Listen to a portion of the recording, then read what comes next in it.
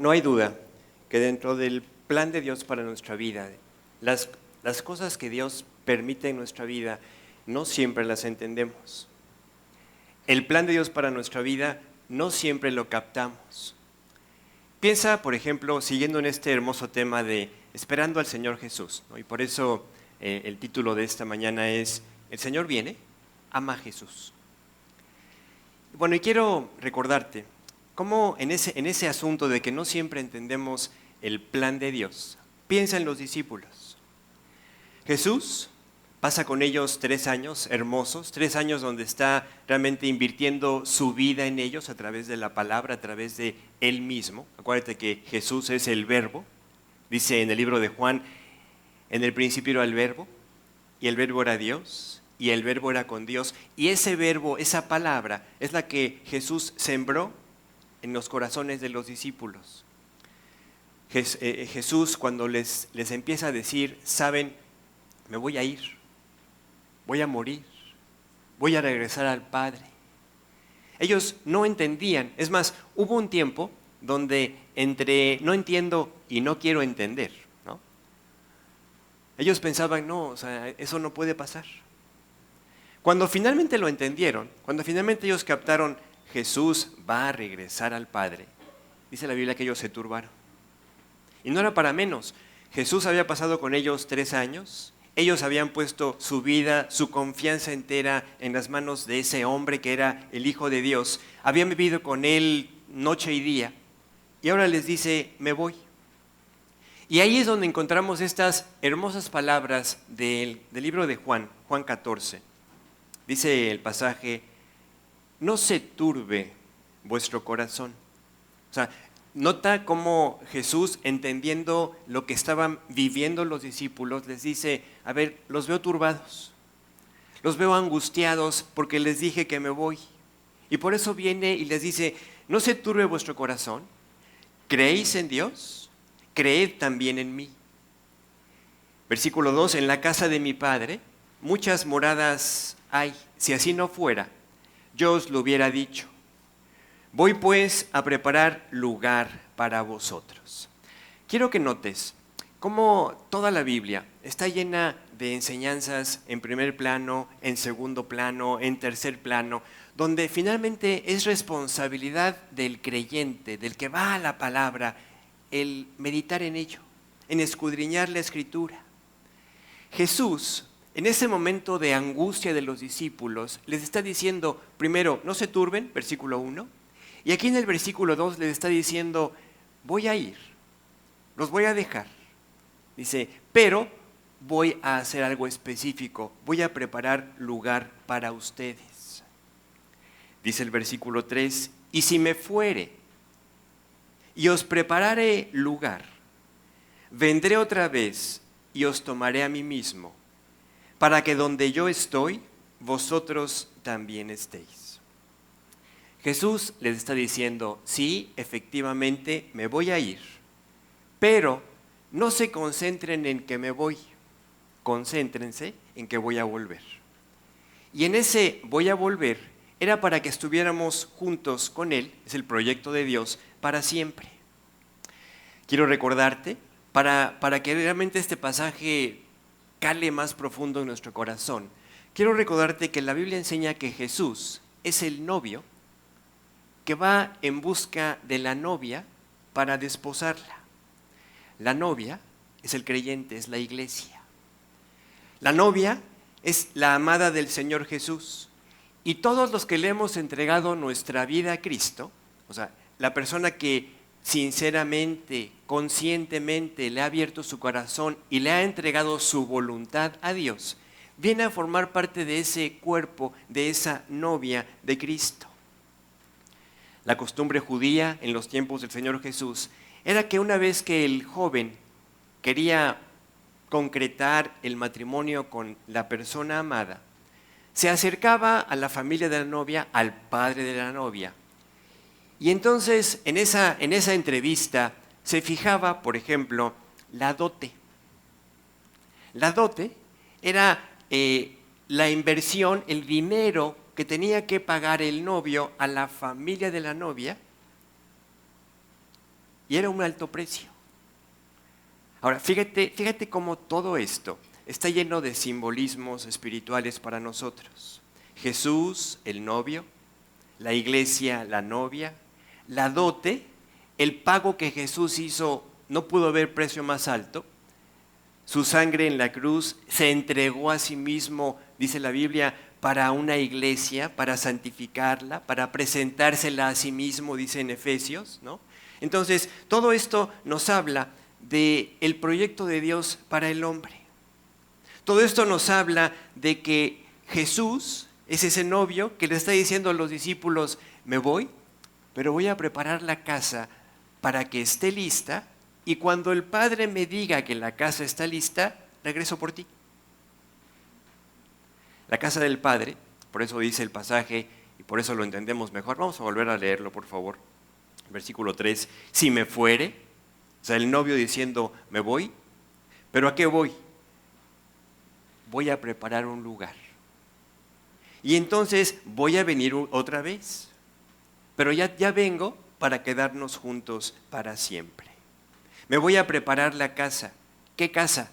La casa de la nueva familia, la familia de Jesús con la novia, ¿sí? ¿Cuándo viene? Es interesante aquí. ¿Se acuerdan que Jesús dijo muchas veces, el día y la hora nadie la sabe, sino solo mi Padre? Esto es porque el padre del novio es el que daba el visto bueno a la casa preparada por el novio para que pudiera ser ya habitada. Entonces, por eso Jesús dice, el día y la hora nadie la sabe. Estoy esperando a que mi Padre me dé el visto bueno para que la casa está lista, y entonces vengo por ustedes. Qué hermoso es recordar esto. Y realmente esto nos lleva a entender que si Jesús prometió regresar, esto debe así cautivar, conquistar nuestro corazón. Ahora bien, Jesús no solo promete regresar, sino que empieza a darle a los discípulos señales o enseñanzas para hablarles de cómo iba a ser el tiempo cercano a su regreso. Fíjense, vamos a leer Mateo 24, versículo 1. Dice el versículo, cuando Jesús salió del templo y se iba, se acercaron sus discípulos para mostrarle los edificios del templo. Vamos a ubicarnos en el tiempo. Esto está sucediendo un par de días antes de que Jesús muriera. Esto es después de que Jesús entra a Jerusalén, esa famosa entrada triunfal a Jerusalén, donde todo el pueblo canta y grita, Hosana, bendito el que viene en el nombre del Señor, bendito el Hijo de David, ¿no? Cuando salen de Jerusalén, cuando van saliendo de Jerusalén, los discípulos le llaman la atención a Jesús para que vea los edificios. Esto, cuando estaba meditando en este pasaje, qué parecidos son los discípulos a nosotros, ¿no? De repente nos concentramos en las cosas buenas que tiene Dios para nosotros, pero que no son lo más importante. ¿Cuántas veces, así como los discípulos, estamos maravillados por cierta bendición, por esta otra, y Dios dice, a ver, concéntrate en algo más alto? Bueno, así están los discípulos, diciéndole a Jesús, Jesús, fíjate qué edificios, fíjate qué obra tan extraordinaria. El templo, ese templo que había sido reconstruido y después hermosamente remozado por Herodes el Grande, es desde el punto de vista del judío, no nada más era un edificio hermoso, era la columna vertebral de su creencia. Para los judíos el templo representaba la presencia de Dios, ¿sí? Entonces Jesús a la llamada de atención de los discípulos, fíjense lo que les contesta, versículo 2. Respondiendo él, les dijo, ¿veis todo esto? De cierto os digo que no quedará aquí piedra sobre piedra que no sea derrumbada. Bueno, regresando un poquito al contraste entre lo que nosotros entendemos y lo que Dios ve, lo que nosotros escuchamos y lo de Dios y lo que realmente podemos captar como Él lo ve. Aquí podemos ver cómo los discípulos, cuando Jesús les dice, ¿ves este edificio, ves estas piedras, ves esta hermosura? Dice, no quedará una piedra junto a la otra. Y los discípulos, sin duda, desde el punto de vista, se fueron de espaldas. O sea, era algo que no cabía en su cabeza. Porque que el templo fuera destruido representaba que lo más importante para ellos como nación, el eje de su nación, estaba destruido. Y entonces ellos siguen en la escena, van saliendo de Jerusalén, siguen caminando con Jesús, y entonces llega el punto donde dicen, Jesús, por favor explícanos más.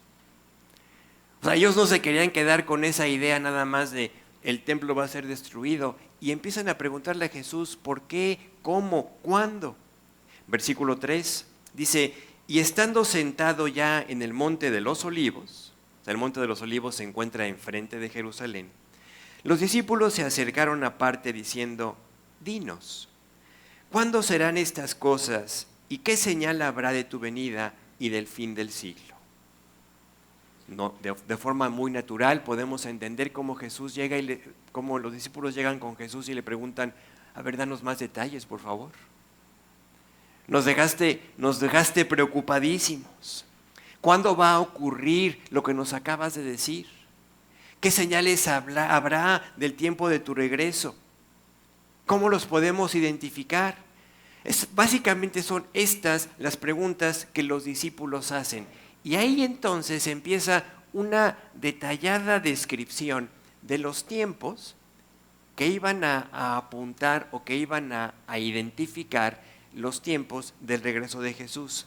Vamos a leer Mateo 24, 4 en adelante, poco a poco. Dice, respondiendo Jesús, les dijo, mirad que nadie os engañe, porque vendrán muchos en mi nombre, diciendo, yo soy el Cristo, y a muchos se engañarán. Y oiréis de guerras y rumores de guerras. Mirad que no os turbéis, porque es necesario que todo esto acontezca, pero aún no es el fin. Porque se levantará nación contra nación, y reino contra reino, y habrá pestes, y hambres, y terremotos en diferentes lugares. Cuando leemos estos versículos y lo comparamos con las noticias que escuchamos frecuentemente, nos damos cuenta cómo los tiempos de los que Jesús le estaba hablando a los discípulos eran los tiempos para los creyentes que iban a vivir cerca a su regreso. El Evangelio de Mateo, además de ser el primero del Nuevo Testamento en orden de cómo está puesto en la Biblia, también coincide que es el primero cronológicamente escrito. El Evangelio de Mateo se escribió aproximadamente en el año 37 de nuestra era, pero muchas de las noticias dadas en ese momento apenas se están cumpliendo. Algunas todavía están por cumplirse. Por ejemplo, aquí nos narra un mundo agitado desde el punto de vista de la naturaleza. Un mundo en un movimiento caótico. No es muy diferente a lo que estamos viendo. Este mundo que hoy nos despierta con noticias de un terremoto aquí, un terremoto por allá, una inundación en aquel lado. Estaba leyendo en estos días, nada más en la última semana, o sea, del último viernes al día de antier, hay 44,000 sismos registrados en el mundo. De esos 44,000 sismos registrados, más de 200 son mayores a 5 grados en la escala de Richter. O sea, ya los movimientos que sí te sacuden, ¿no? que sí te levantan el temor y el instinto de supervivencia, ¿no? Tú sabes, con cada sismo importante cerca de las costas se levantan alertas de tsunami. Constantemente vemos noticias de inundaciones en muchas partes del mundo. ¿El mundo? El mundo está confirmándonos que las señales antes del regreso de Jesús se están cumpliendo. Vivimos en un tiempo donde nadie sabe lo que va a pasar y que nadie está seguro de nada. Ese es el mundo que fue profetizado por el Señor Jesús.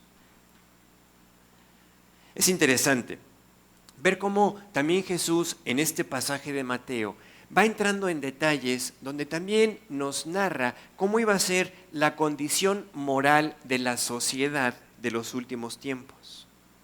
Y dice que la sociedad iba a regresar a ser como la sociedad en los días de Noé. ¿Cómo fue esta? Versículo 37. Dice, mas como en los días de Noé, así será la venida del Hijo del Hombre. Los días de Noé estaban caracterizados por violencia y por destrucción del núcleo familiar. Ahora, tú puedes pensar, oye, es que esto siempre lo hemos visto. Sí, siempre ha habido, vamos a decir, un ataque contra la familia, pero nunca en términos tan generalizados, tan globales como ahora.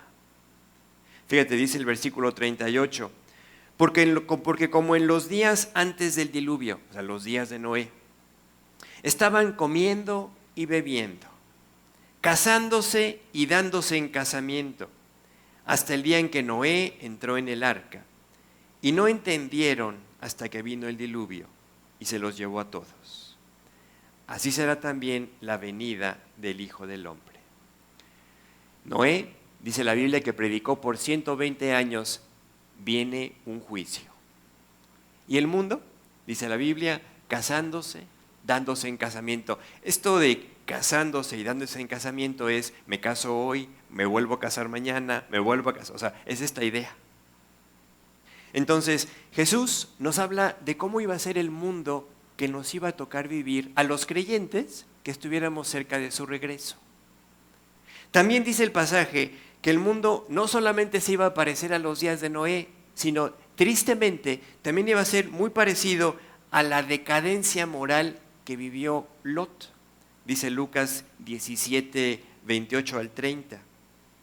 Asimismo, como sucedió en los días de Lot, comían, bebían, compraban, vendían, plantaban, edificaban. Mas el día en que Lot salió de Sodoma, llovió del cielo fuego y azufre, y los destruyó a todos. Así será el día en que el Hijo del Hombre se manifieste. Así como hablamos de que la violencia o la destrucción del seno familiar es una condición que siempre ha existido, así también la gente tiende a pensar, bueno, pero es que la decadencia moral o la degradación moral también siempre ha existido. Pero a lo que Jesús se está refiriendo es que esto iba a ser, vamos a decir, generalizado, de manera universal. De tal manera que lo que hoy vemos, ¿qué vemos? Que la aceptación, la defensa y hasta la normalización de lo que es antinatural es lo de hoy. Y cada vez es más alta. O sea, ahora resulta que si tú simplemente no estás de acuerdo, ya tú eres el problema. Y esto no es sorpresa. La palabra de Dios dice que esto iba a pasar, que la maldad iba a aumentar. Dice la Biblia literalmente, la maldad se multiplicará. La palabra de Dios enseña, inspirando al apóstol Pablo, le revela cuál era la causa de esta, vamos a decir, de esta separación intelectual, moral, espiritual del hombre respecto a Dios. Y cómo esa separación de Dios, ese rechazo a Dios, lo iba a llevar a hacer cosas antinaturales y cosas que no convienen. Dice en Romanos 1:28, dice, y como ellos, o sea, el hombre que rechaza a Dios, y como ellos no aprobaron tener en cuenta a Dios, fíjate estas palabras, Dios los entregó a una mente reprobada para hacer cosas que no convienen. La mente reprobada es una consecuencia del rechazo a Dios.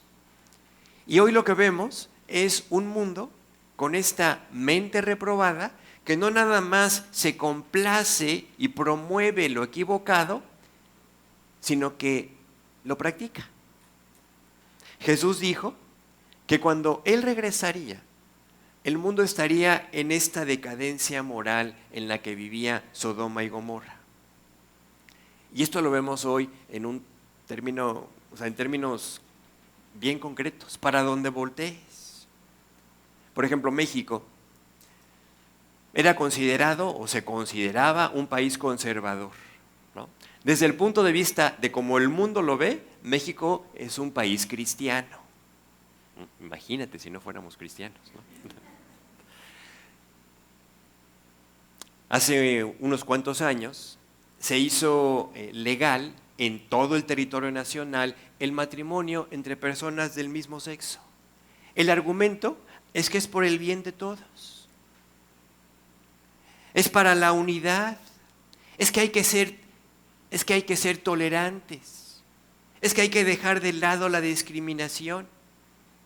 Y te empezaron vamos a decir, a vender la idea de que todo esto era nada más un beneficio. La palabra de Dios sigue siendo tajante, sigue siendo absoluta y dice, esto no puede venir bien de lo mal. Dios ya había profetizado en Isaías, dice, ay de pesar, ¿no? Ay de los que a lo malo dicen bueno, a lo bueno, malo, que hacen de la luz tinieblas y de las tinieblas luz. Eso es lo que vivimos. México es un ejemplo más de un mundo con una sociedad en decadencia, pero para donde voltees. No se salva nadie. ¿Por qué? Porque Dios dijo que esas iban a ser las características del mundo previo a su regreso. A veces oramos y debemos seguir haciéndolo. Dios, guarda nuestro país, guarda nuestros gobernantes, guarda nuestros ciudadanos. Porque los que no conocen todavía a Cristo, tienes la oportunidad de ir y compartirles. Pero sabemos que aunque estamos orando así, Dios dice, el mundo va a ir de mal en peor. Jesús dijo que esto iba a ocurrir. Jesús le anunció esto a sus discípulos para un tiempo que a los discípulos no les tocó vivir. Yo simplemente pienso, si los discípulos se encontraran hoy de repente en una de nuestras ciudades, se vuelven locos. En muchos sentidos, ¿no? La contaminación, por ejemplo, auditiva, ¿no? A veces no somos tan conscientes de esto, ¿no? Pero vivimos en un mundo extremadamente ruidoso ya. Y ya no hablamos, por ejemplo, de la moda, ¿no? Yo creo que el apóstol Juan ve de repente cómo nos vestimos, ¿no? Hombre, se desmaya, ¿no? Vamos a ver lo que dice Mateo 24, 9 al 12. Dice, entonces, habla de esos tiempos, entonces os entregarán a tribulación. ¿Quién tiene tribulación? El que se identifica con la verdad. Yo te digo algo, si no quieres tener problemas como hijo de Dios con el mundo, cierra la boca y se te acaban los problemas.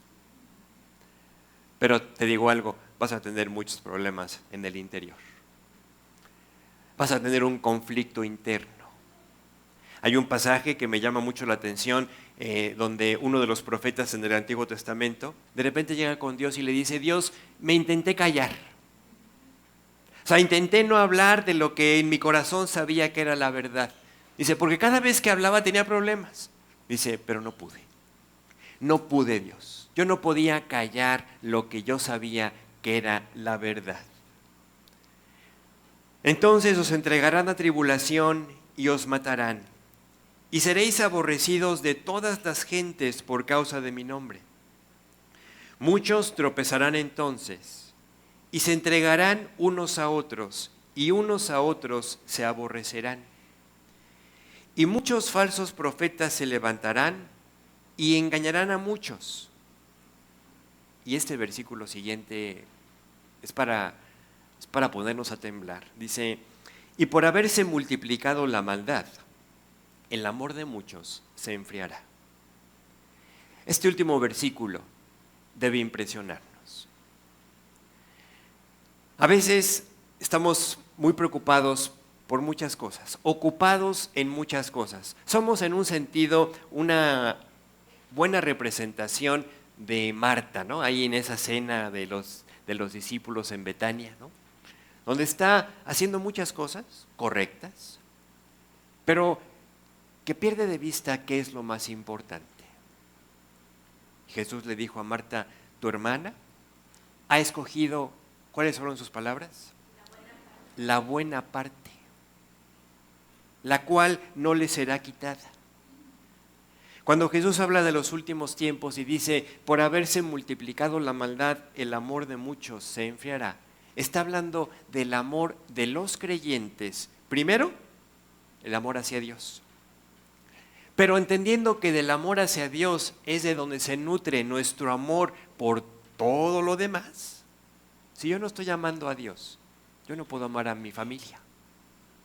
Si yo no amo a Dios, yo no puedo amar a mis amigos. Si yo no amo a Dios, yo no puedo ni siquiera amarme a mí mismo. Porque mi amor hacia mí, el cuidado hacia mí mismo, depende de mi amor por Dios. Por eso cuando Dios dice, por haberse multiplicado la maldad, el amor de muchos se va a enfriar, es para que nos impresionemos y para que entendamos, si estamos cerca del tiempo del regreso del Señor Jesús, en términos generales, la iglesia iba a estar en esta condición. Oye, ¿todos van a estar así? No, no todos, pero sí iba a ser vamos a decir, el común denominador. Por eso es que si tú has vuelto a nacer, el aviso del Señor Jesús esta mañana para ti y para mí es, oye, ten cuidado. Porque es más fácil que seas de aquellos cuyo amor por Cristo se ha enfriado, a que seas de aquellos que lo mantengan caliente. ¿De qué va a depender? De tus decisiones. De decidir cuidar tu relación con Dios. De decidir cuidar tu intimidad con el Señor. Cada vez es más común encontrarte con creyentes que les preguntas, oye, ¿cómo está tu relación con Dios? Ah, pues está. Digo, está porque Dios es fiel. Y aunque seamos infieles, Dios permanece fiel. Pero el creyente ha dejado de hacer lo que le corresponde para conectarse con Dios. Se alejan de la Biblia, se alejan de la oración, se alejan del compañerismo cristiano, se alejan del compartir a Cristo. ¿Y cómo se puede mantener una vida cristiana alejado de los medios de gracia que Dios nos dejó? Eso nada más nos recuerda que estamos en los tiempos donde Jesús dijo, esa iba a ser la condición general de la iglesia. Porque tú también podrías pensar, siguiendo la misma idea de la sociedad malvada, la sociedad con la ruptura familiar, la sociedad con la afectación moral, también podrías pensar, pero es que siempre ha habido creyentes fríos. Sí es cierto. Una vez más, pero aquí Jesús está hablando de la generalidad de la iglesia. El amor de muchos. Que muchos se iban a conformar con, soy salvo. Dios ya me salvó, arregló tal y tal asunto en mi vida, en mi familia, y ya yo voy con Dios. Sí, ¿y para qué estamos aquí? Si Dios nos salvó, es para que hoy podamos compartir esa salvación con otros. Es claro, la palabra de Dios es contundente, la maldad no nos puede quitar la salvación. Pero ¿sabes qué sí nos quita? Nos quita el gozo, nos quita la paz, nos quita los beneficios, nos quita el brillo que Dios planeó para nuestra vida a su lado. Entonces, lo que el mundo está haciendo, lo que la maldad está haciendo, es que nosotros como creyentes dejemos de disfrutar la vida que Dios nos dio. Por eso, no podemos hablar del regreso del Señor Jesús sin recordar cómo te va a encontrar. O sea, yo creo que esta debe ser así una idea recurrente en nuestra mente en estos tiempos. Porque Dios dice, ten cuidado, porque tu amor se puede enfriar. Ten cuidado porque tu pasión por Cristo puede transformarse en rutina. Es domingo, me toca ir al estudio. Tengo que leer. Bueno, voy a leer 2 minutos porque se me hace tarde.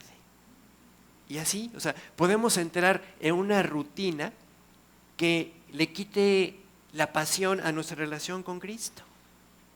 Por eso Dios hoy regresa con nosotros, pasa entre nosotros, pasa al interior de nuestra vida y nos dice, oye, yo quiero que tú seas de los que vivan calientitos, victoriosos. ¿Se puede? Claro que se puede. En cada generación Dios ha mostrado que se puede vivir en obediencia, en victoria, en una vida cristiana que agrade a Dios, pero no va a ser la mayoría. Yo anhelo que seamos muchos, pero esa decisión la tomas tú. Dios quiere que tu vida sea útil en sus manos. ¿Para qué? Para que otros se salven, para que otros escuchen. Ponte a pensar que tú puedes ser clave para que muchas personas no vayan a una eternidad sin Dios. O podemos cerrar la boca y decir, no, pues que alguien más le hable, que alguien más le testifique. La maldad del mundo lo que está buscando es que el creyente se calle para que no tenga problemas. Que el creyente entre al círculo, ¿no?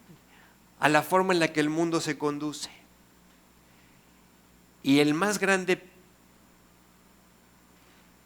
problema de la iglesia de nuestro tiempo es que la iglesia ya no se va al mundo, trajo al mundo a la iglesia. Ese es el problema. Y entonces lo que Dios nos recuerda es, ¿quieres que yo te encuentre bien en mi regreso? Es interesante, no te da una lista de cosas por hacer, no te da una lista de cosas que cuidar. Dice una sola cosa: ámame, ama a Jesús. Si hoy volteas a tu interior y tú sinceramente vas y le dices, Dios, muéstrame cómo está mi amor por ti, cómo está mi amor por tus cosas, por tu trabajo, por lo que a ti te interesa, por las almas. Ahí vas a poder identificar cómo está tu amor por Dios, tu amor por Jesús. Y si no está donde debe estar, pídele a Dios, Dios, calienta mi corazón. Vuélveme a dar amor por ti. Eso es lo más importante. Del amor por Dios surge el amor por las almas. Del amor por Dios surgirá el amor por tus amigos, por hablarles de Cristo, por tus familiares. Ocúpate en amar a Jesús. El título general del estudio es Maranata. Recordamos, Maranata viene de la palabra que aparece en la Biblia donde dice, el Señor viene. Pero es muy interesante que en el mismo versículo donde se revela esta palabra, fíjate lo que dice y con eso terminamos. El que no amare al Señor Jesucristo sea anatema. Es un versículo muy fuerte, porque anatema significa maldito. El que no amare al Señor Jesucristo está invitando la maldición a su vida. Se me pone chinita la piel. Punto y seguido, el Señor viene. Ahí está la palabra Maranata en arameo. Entonces, no podemos separar estas ideas. Ama al Señor Jesús. Si no lo estás amando como debes amarlo, dice la Biblia, con todo el corazón, con toda el alma, con toda tu mente, con todas tus fuerzas, pídele a Dios amarlo más. Yo estoy convencido que en nuestra humanidad, nunca vamos a poder decir, yo amo a Dios así, ¿no? Con todo el corazón. Pero podemos pedirle a Dios por un corazón sensible, Dios, quiero amarte así. Parte de lo que el creyente ha perdido es ese anhelo. Quiero amar más a Dios. Sería un buen versículo que te memorizaras. El que no amare al Señor Jesucristo, sea anatema. El Señor viene. El Señor va a venir. Y yo anhelo que nos encuentre amándolo. Vamos a orar. Señor, gracias por tu palabra. Gracias porque cada promesa tuya sabemos que es verdad y que ninguna palabra va a dejar de cumplirse, y por eso sabemos que tu regreso, que nos anunciaste, está muy cercano. Señor, sabemos que ese día, como fecha, no lo conocemos, pero vemos tantos y tantos avisos, señales, acontecimientos, circunstancias en las que vivimos que apuntan a que está muy cercano. Y por eso te queremos pedir que nos lleves a vivir en el único lugar, en la única actitud que nos puede mantener a salvo, que nos puede mantener en la bendición que tú planeaste para este tiempo, amándote. Danos un corazón que realmente sea sensible a ti, a tu voz, a tu persona. Que deseemos más que nada amarte a ti, verte a ti, pasar tiempo contigo. Y que de esto surja el motor, la gasolina, el combustible, la potencia para hacer todo lo que venga a nuestra vida. Señor, gracias, porque tu amor por nosotros nunca cambió. Dice en los evangelios que como amaste a los tuyos, y ahí estamos nosotros, nos amaste hasta el final, siempre igual. Danos un corazón que quiera corresponder a ese amor. Te lo pedimos en nombre de Cristo. Amén.